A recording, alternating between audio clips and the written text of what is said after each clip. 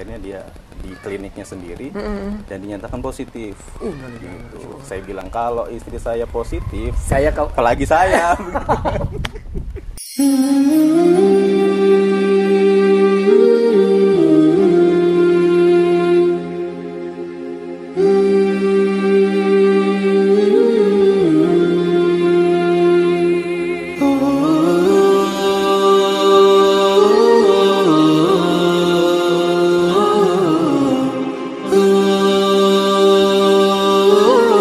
Assalamualaikum warahmatullahi wabarakatuh. Waalaikumsalam Warahmatullahi wabarakatuh. Jumpa lagi di teman Kak Ihan. Nah, hari ini Kak Ihan mengunjungi sahabat Kak Ihan, guru Kak Ihan juga sih sebenarnya. Kak Ihan banyak bertanya banyak hal kepada beliau ya. Assalamualaikum Pak Ji. Waalaikumsalam warahmatullahi wabarakatuh. Namanya Pak Ji Teguh. Gimana kabar Pak Ji? Alhamdulillah lebih sehat. Alhamdulillah sehat ya. Setelah beberapa bulan atau gimana Pak Ji? Tepatnya? Hampir 1 bulan ya. Hampir 1 bulan ya. Jadi mengalami isolasi mandiri. Ya mulai dari awal sakit itu sampai ke isolasi mandiri. Oke. Selama 25 hari saya hitung itu ya. Pertama itu 6 hari di rumah. Masya Allah. Kemudian 9 hari di isolasi RSUD. Oke. Ditambah 10 hari di Wisma. La ilaha illallah wa rasulullah. Wisma Covid Kota Cilegon. Aduh. Nah, teman Kak Ihan ya. Jadi perlu diketahui bahwa memang di awal-awal ya, mungkin ini Pak Haji ya, secara curhat lah, secara pribadi. Saya termasuk orang yang pertama-tama preventif terhadap musibah ini. Maksudnya jadi, parno juga gitu Pak Haji, ngeliat musibah ini gitu, parno gitu. Kemudian di fase pertengahan, saya sedikit kok kayak nggak percaya gitu tuh dengan musibah ini. Nah, ketika di fase terakhir-terakhir ini, akhirnya saya mulai mawas, oh iya. Pak Haji kena, kemudian teman saya kena, ada tetangga kampung juga kena ternyata gitu tuh. Nah, akhirnya saya mulai meyakini bahwa ini memang ada gitu tuh ya. Terlepas masih banyak orang yang nggak percaya. Setiap saya interaksi, saya jelaskan juga masih nggak percaya gitu tuh. Nah, mungkin nih dengan saya menghadirkan Pak Haji di sini gitu, tujuannya edukasi masyarakat gitu Pak Haji. Insyaallah. Bagaimana? Ya mudah-mudahan teman Kak Ihan juga lebih meningkatkan kewaspadaan diri juga, kemudian dalam tinjauan agamanya gimana gitu lah Pak Haji lah. Monggo silakan dulu deh. Kira-kira nih peristiwa kemarin tuh sejarahnya dulu nih ya, di awal dulu deh, dirunut dulu nih kita nih. Mulanya gimana? Baik, assalamualaikum warahmatullahi wabarakatuh. Waalaikumsalam. Bismillah, alhamdulillah, salatu wassalamu ala rasulillah, la haula wala quwwata illa billah. Amma ba'du. Jadi kalau berbicara tentang runutannya, memang kita sulit mendeteksi awalnya itu dari mana. Oh gitu. Yang jelas memang COVID ini berawal dari interaksi. Oh interaksi. Oke. Saya meskipun memang sudah diingatkan berkali-kali untuk menjaga jarak interaksi, tapi memang mengaplikasikan itu kan nggak semudah. Nggak semudah yang kita bayangkan. Kita makhluk sosial. Kalau misalkan ketemu teman, iya. Kadang kalau teman dekat begitu, ya kan mau tidak mau harus salaman. Apalagi ketemu orang lebih tua. Adatnya kita bagaimana cium tangan. Nah, Kak Masawan sama guru gitu misalnya. Itu dia. Apalagi Masya Allah. Apalagi juga teman-teman kita kan juga basically pesantren ya gitu ya. Pesantren gitu ya. Suka kumpul-kumpul dalam satu majelis. Nah, ada yang sadar menggunakan protokol yang baik. Oh gitu. Nah, tapi saya juga termasuk orang yang kadang ingat kadang enggak gitu. Manusiawi. Jadi ya kalau saya ditanya tentang awalnya bagaimana, ya awalnya saya juga bingung bagaimana. Oh gitu ya. Yang jelas yang paling bisa dirasakan adalah awalnya adalah sakit. Demam dulu. Oh, reaksinya beda-beda sih. Ya. Tapi umumnya orang-orang yang kena COVID yang saya temui gitu ya, sesama penyintas COVID gitu. Alumni. Selama di Wisma itu, saya tanya, gejala awalnya apa? Semua bilang panas. Oh, panas. Panas, meriang gitu. Cuman waktunya berbeda-beda. Ada yang cuman sehari, ada yang 3 hari. Ya, kalau saya hampir 6 hari lah panas itu. Itu enggak nih bedanya sama demam biasa naon gitu. Maksudnya perbedaannya apa? Ya hampir tidak ada bedanya sebetulnya. Enggak ada. Hampir tidak ada bedanya. Cuman rata-rata yang saya tanya itu badan itu berasa digebukin gitu. Sakit katanya. Pada linu-linu gitu. Kayak masuk angin gitu ya. Nah, begitulah. Sehingga sulit ya orang tuh mempercaya ini COVID atau bukan. Ketika dia meyakini bahwa ini bukan COVID, pasti juga ada kecemasan, khawatir ini adalah COVID. Jadi membingungkan sebenarnya. Oh iya. Nah, sehingga yang terbaik adalah mencegah. Dan adapun ketika sudah mulai badan itu ngerasa nggak enak, ya harus segera gitu memberanikan diri untuk melakukan tindakan-tindakan yang semestinya gitu Pak Ihan. Jadi gitu.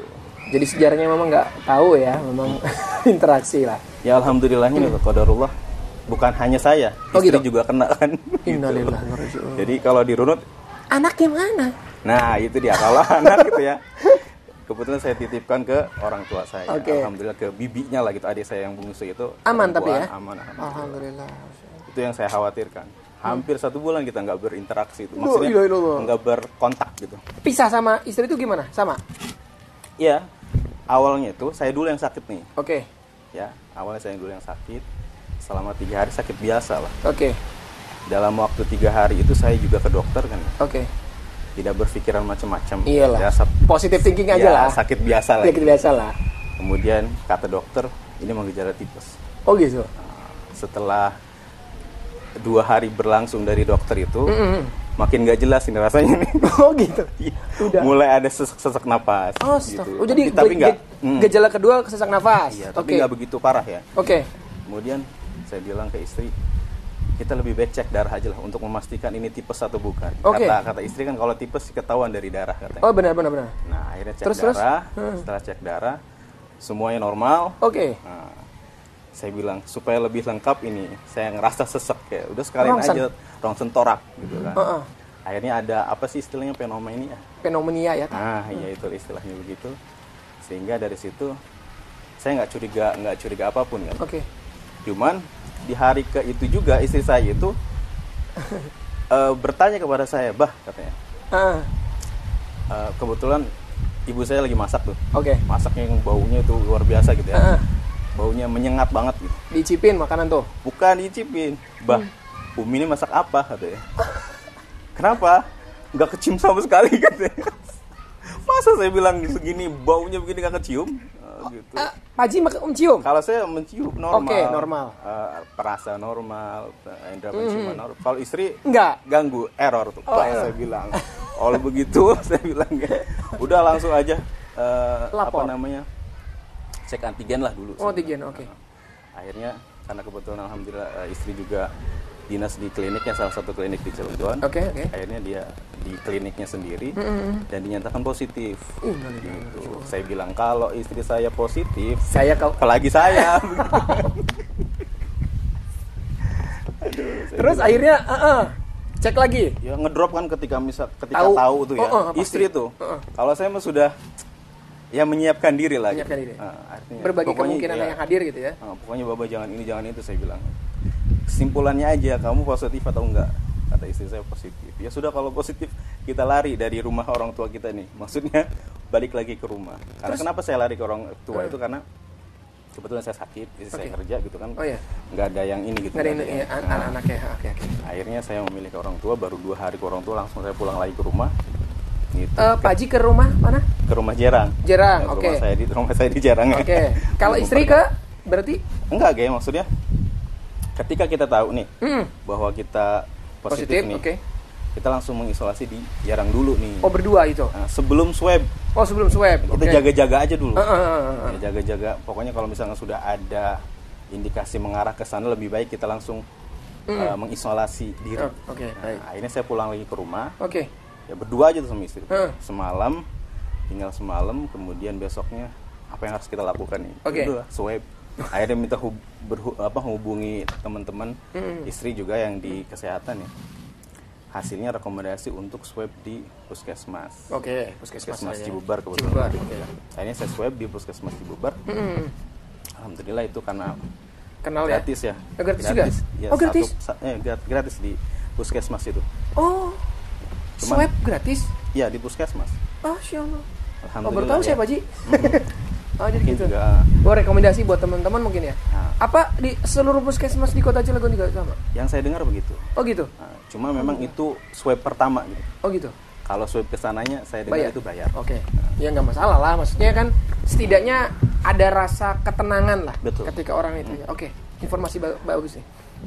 Terus ketika di swab itu, kondisi saya sudah semakin drop. Dan saya juga malam itu sempat diinfus. Di rumah itu ya.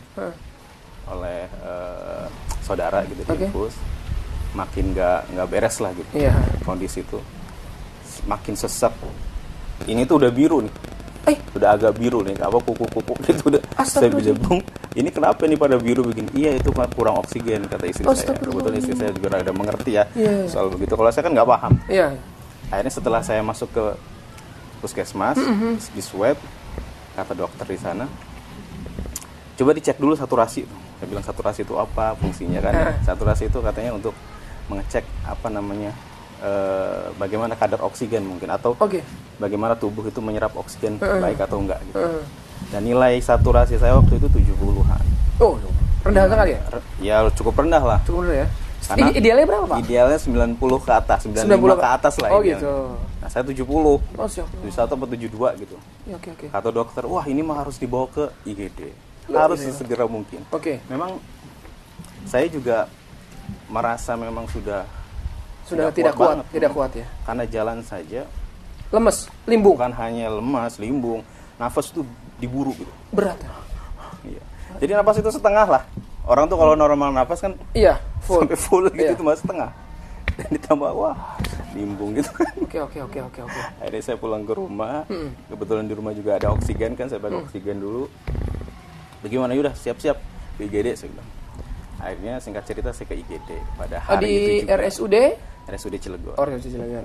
Terus akhirnya karena kebetulan RSUD di IGD-nya aja penuh, hampir saya ditolak juga. La ilaha illallah. Ya kan, udah penuh Bu, tapi istri saya mohon gitu ya.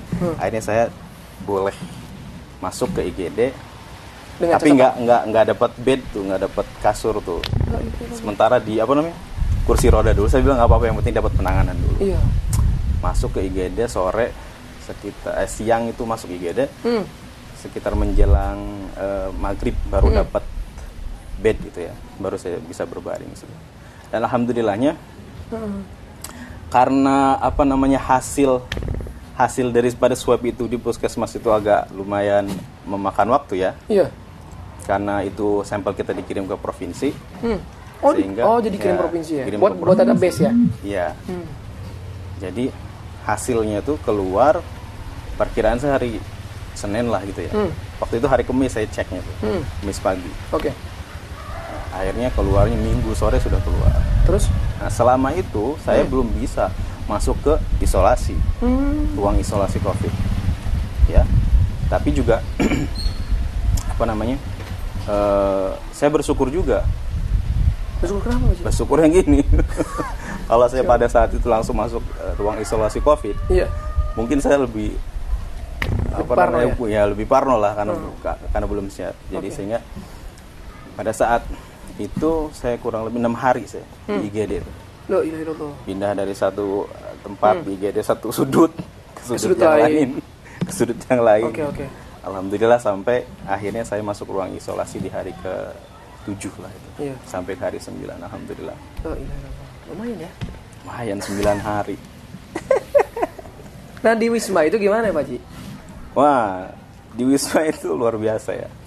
Teman-teman semua sebetulnya kalau misalnya satu kamar itu gimana? Maksudnya satu kamar itu sendiri? Satu orang satu kamar. Nah, tapi bisa interaksi dengan teman-teman yang lain? Bisa tapi dijaga jaraknya. Dijaga jaraknya. Ketika ada kegiatan-kegiatan bersama. Oh, gitu. Seperti senam bersama atau ketika lagi pemeriksaan. Kan di sela-sela itu bisa kita interaksi. Ya, sehingga ketika saya masuk IGD, nah istri saya sempat nemenin tuh 2 hari itu. Terus dia harus bagaimana? Apakah isolasi di rumah? Istri tuh ya? Atau ke Wisma tuh, Hotel Trans. Saya bilang lebih baik di Wisma. Mengapa? Karena kalau isolasi di rumah itu satu tidak terkontrol gitu. Siapa yang iniin ya? Satu tidak terkontrol maksudnya nggak ada tim medis yang ngontrol kita. Kalau di Wisma kan tim medis 24 jam standby. Ada standby ya? Iya. Kemudian juga masalah hal-hal lain lah yang biasa aktivitas dia kayak mencuci, masak segala macam dipikirkan kalau misalkan di rumah. Benar. Kalau di Wisma kan full kita rest bener, istirahat, pemulihan gitu. 24 jam dicek, siap gitu maksudnya tim medis. Iya. Kemudian juga makan ya dijamin 3 kali sehari. Kemudian juga laundry segala macam. Oh gitu. Apapun kebutuhan yang berkaitan dengan penyembuhan itu alhamdulillah disediakan. Sehingga ketika selang 4 hari itu ya, saya sudah menjalani isolasi dulu di Wisma 4 hari. Oke. Saya baru masuk. Oh gitu. Duluan istri berarti ya? Duluan istri.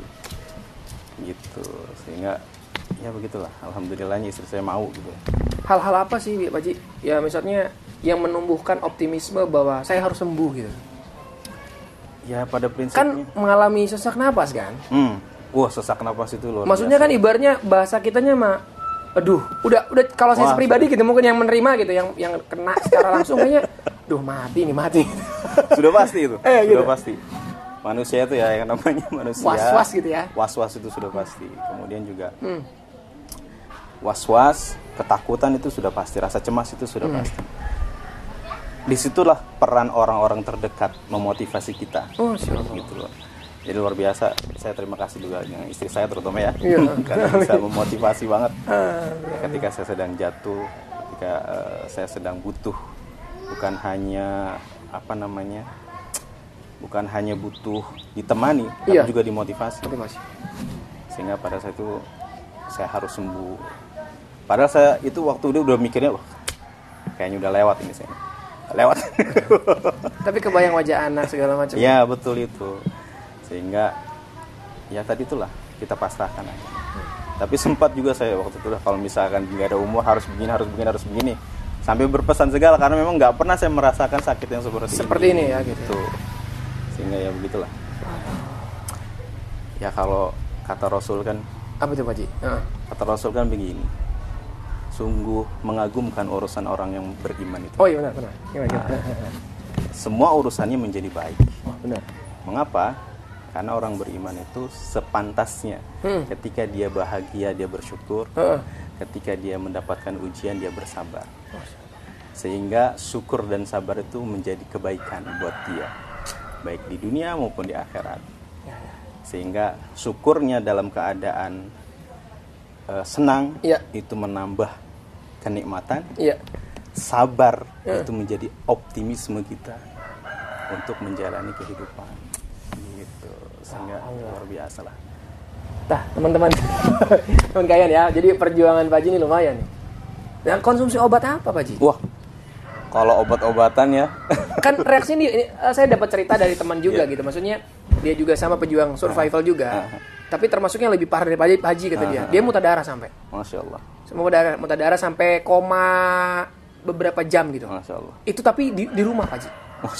Di rumah, bukan di ini, bukan isolasi. Sampai nggak ketahuan sama keluarganya. Kalau ini mah lewat lah gitu bahasa ini katanya.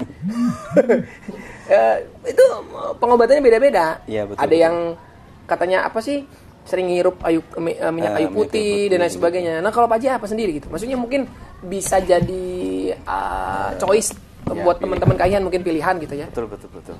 Jadi selama saya menjalani pengobatan itu, saya memang memasrahkan kepada tim ahli ya. Oh ya, oke. Maksudnya di dokter. Tapi juga alhamdulillah yang saya rasakan itu selain saya mendapatkan obat-obat medis, ada juga obat herbal. Saya alhamdulillah dikasih sama wali murid itu madu itu. Madu. Jadi saya diminta untuk minum madu itu 2 sendok per 3 jam atau 4 jam. Saya lakukan itu. Dan alhamdulillah yang saya rasakan banget itu bahwa madu itu syariatnya gitu ya. Syariat itu membantu pemulihan secara cepat. Gitu, alhamdulillah. Sehingga yang saya rasakan itu sebelum saya masuk ruang isolasi itu saya sudah jauh lebih fit. Nah, kebayang kalau misalkan hari pertama saya masuk isolasi. Sehingga saya nggak bisa ke kamar mandi tanpa diantar. Bener. Ketika saya sudah masuk ruang isolasi kan sudah tidak ada interaksi lagi selain dengan perawat. Nah, di situ saya sudah jauh lebih baik. Ketika masuk ruang isolasi itu saya sudah bisa ke kamar mandi sendiri. Sudah bisa melakukan itu sendiri. Tapi masih pakai oksigen? Ya, awal masuk itu sudah masih menggunakan oksigen tapi tidak terlalu intens seperti 5 hari ke belakang. IGD ya. Pada awalnya tuh 5 hari ke belakangnya itu nggak bisa lepas dari oksigen. Sesek sakit dan napasnya memburu. Gimana? Udah napas memburu, sesek, ditambah sakit pula. Aduh, jadi wah luar biasa. Gitu Pak ya. Digambarkannya apa sih? Sampai sesek itu seperti apa gitu Pak Haji? Menggambarannya kayak beling atau gimana gitu? Bukan ya, maksudnya ketika ngirup napas tuh gimana? Ya sakit saja, sakit gitu loh. Ya bagaimana ya? Kalau kita ibaratnya lari dipaksakan, nah, kemudian sampai titik kekuatan gitu. Kita, nah napas itu begitu tuh, kan sakit kan, itu sesak juga. Begitu. Ya, jadi teman kalian mulai waspada lah bahasa kitanya. Harus. Jangan menganggap remeh ya. Seharuslah. Bahkan orang-orang sekitar saya pun masih kadang menganggap remeh bahwa lah corona itu apa. Padahal yang memang respon tubuh kita berbeda-beda. Oh, benar. Ada orang yang berhasil selesai dari masalah corona ini hanya dengan isolasi mandiri di rumah.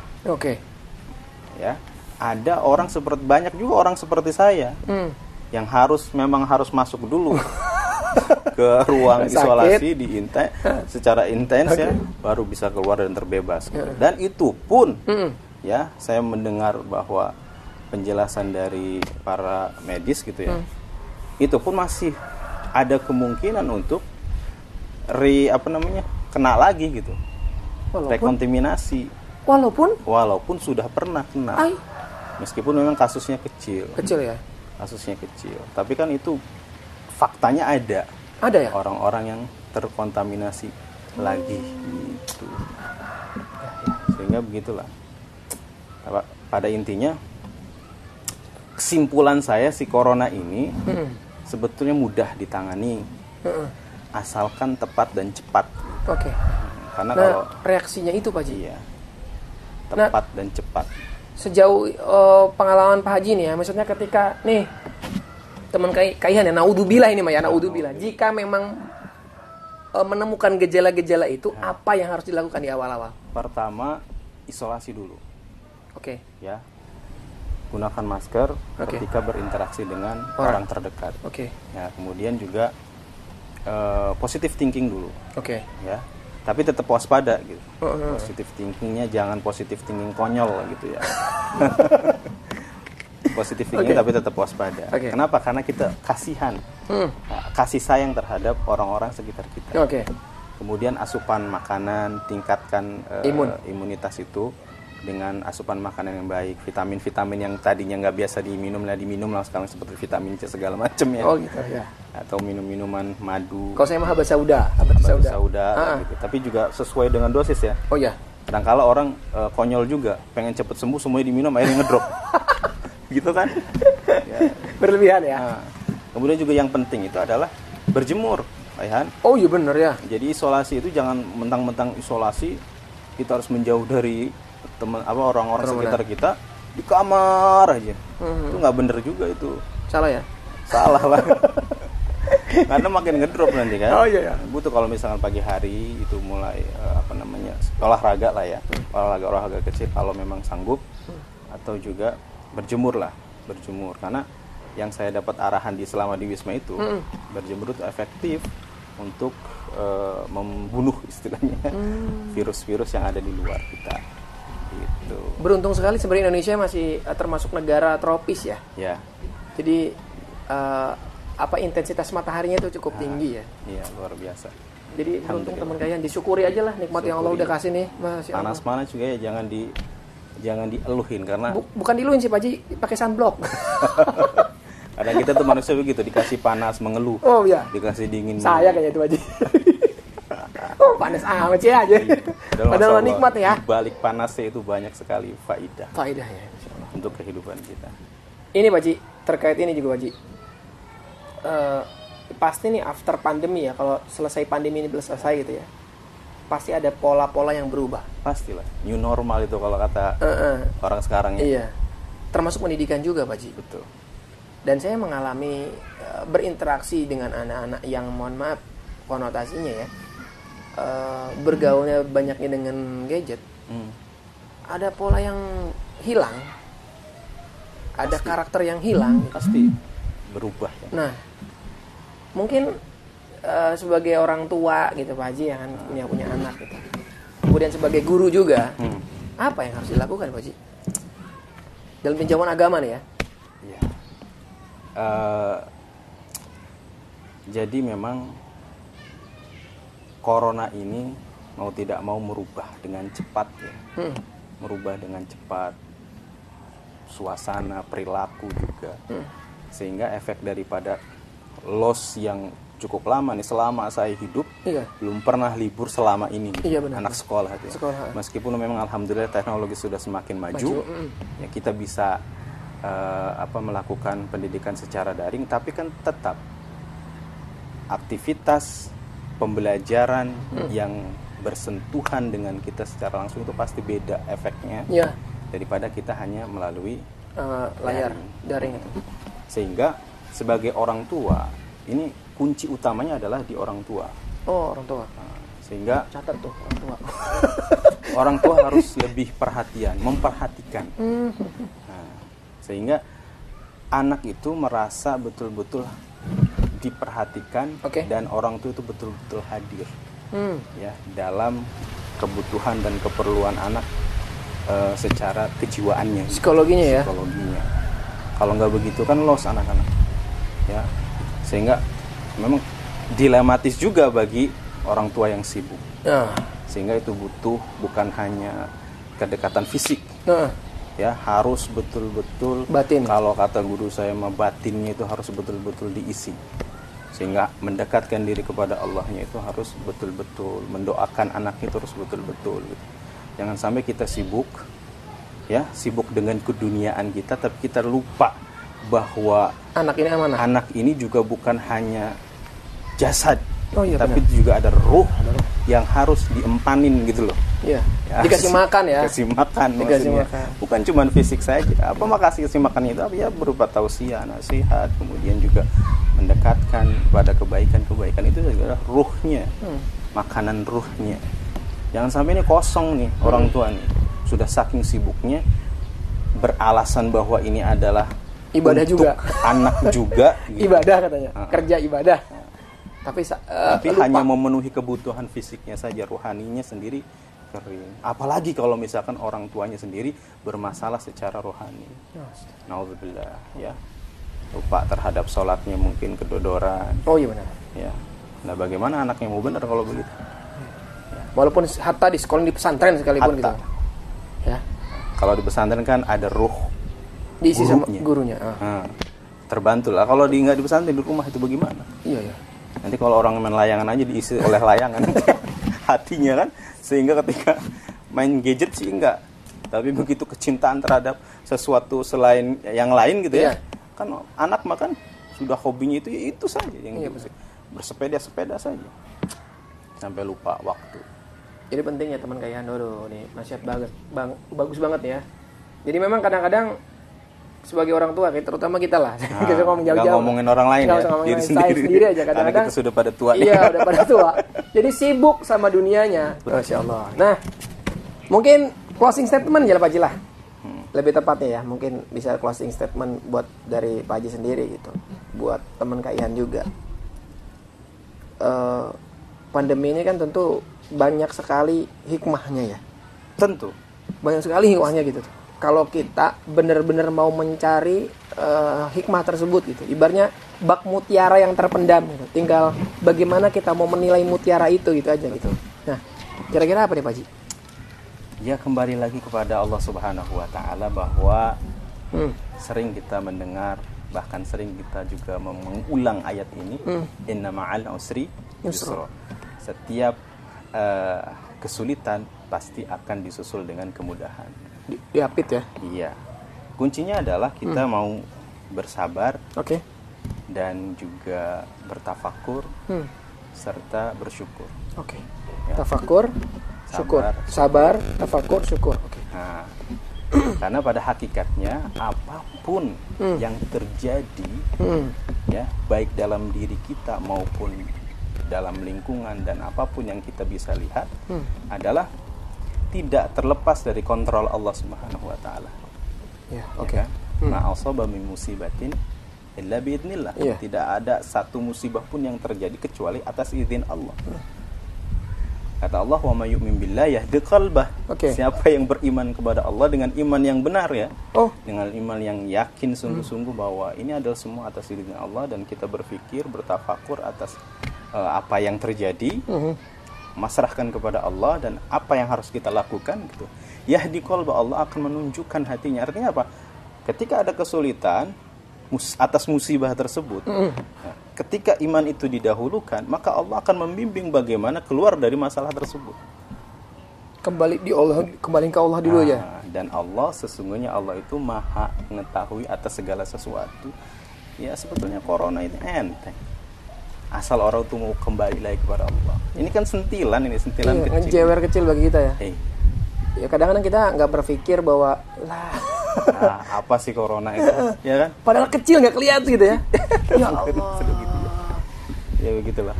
Sehingga akhirnya inna lillahi wa inna ilaihi raji'un. Bahwa kita milik Allah ya. Kita akan kembali ke Allah. Kita milik Allah, semuanya milik Allah. Kembalikan lagi ke Allah. Gitu. Kita hanya menjalani titipan Allah. Betul. Karena kita dititipi nikmat sehat, waktu luang. Sehingga imannya yang cerdas nih, keimanan yang cerdas, bukan keimanan yang konyol. Apa keimanan konyol? Maksudnya keimanan yang konyol, yakin betul gitu. Kau masrahkan semuanya kepada Allah. Masrahkan kepada Allah, udah nggak usah pakai masker, nggak usah jaga jarak. Nah itu namanya juga konyol, salah juga konyol itu. Karena Nabi sendiri tidak mengajarkan seperti itu kan.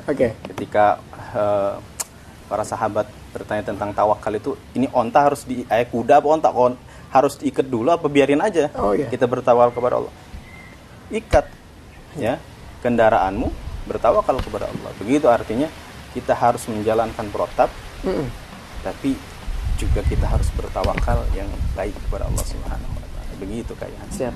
Terima kasih Pak Ji atas bincang-bincang sore hari ini ya. Siap. Semoga ini jadi wasilah kebaikan buat teman-teman. Minimal teman-teman dapat sesuatu hal nih. Kalau saya naudzubillah min dzalik ya kalian bilang ya. Kalau teman-teman kena ini harusnya seperti apa? Dan pelajaran buat kita semua, jangan menganggap remeh. Betul. Jangan kayak Kaihan. Jangan alhamdulillah Kaihan belum ya. Jangan naudzubillah. Karena orang ya, betul Kaihan. Orang yang waspada saja kena. Yang waspada saja ya? Iya. Yang preventif cuci tangan segala macam. Banyak ceritanya begitu yang di Wisma itu. Padahal saya olahraga dengan baik, kemudian juga jaga jarak dengan baik. Kemudian juga 3M dilaksanakan, tetap aja kena. Kalau sudah ketentuan Allah kena, maka kena. Itu dia, makanya kembali lagi ke Allah.